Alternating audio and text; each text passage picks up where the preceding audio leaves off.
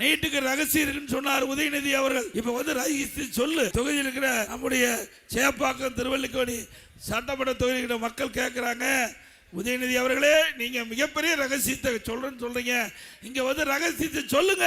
தங்கமலை ரகசியம்னு ஒரு படம் இருக்கு. ராஜாவுக்கு காது பெருசா இருக்கும். அப்போ அவருக்கு வந்து சிகை அலங்காரம் செய்ய ஒருவர் போய் சிகை அலங்காரம் செய்யும் போது அந்த காதை பார்த்துருவார். பார்த்து பதிஞ்சு போய் என்ன செய்வது என்று அறியாம மனைவிட்டு போய் இப்படி ராஜா காது கழுத காதுன்னு சொல்லுவார். உடனே அவர் மனைவி வயிறு வீங்கி போய் அப்புறம் அதை எப்படி வெளியே சொல்லி ஆகணும், உயிருக்கு போராடிட்டு இருக்காங்க. அப்போ ஒரு குழி வெட்டி அந்த ரகசியத்தை சொல்றாங்க. ராஜா காது கழுத காது, ராஜா காது கழுத காது, ராஜா காது கழுத.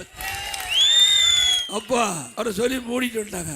அதுல ஒரு மரம் முளைக்குது. மரம் முளைச்ச பிறகு ராஜா வந்து ஒரு விழா நடத்துறாரு. அந்த விழாவுக்கு மிருதகம் பண்ணணும் அப்படின்னு ஒரு கட்டளை இடுறாரு. அப்ப அந்த தளபதி புதிய மரத்துல அந்த மிருதகம் செய்யவேன்னு சொல்லி இந்த ராஜா காது கழுத காது ரகசியம் சொன்னாங்களே, அதுல முளைத்த பெரிய மரத்தை வெட்டி அதுல மிருதத்தை கொண்டு வந்து அவர் அந்த விழா நடத்துகின்ற பொழுது மிருதத்தை அடிக்கிறார்.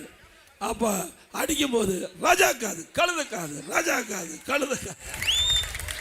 பிறகு ராஜா கோவம் வந்துடுது, தூக்கி போட்டு உடைக்கிறார்.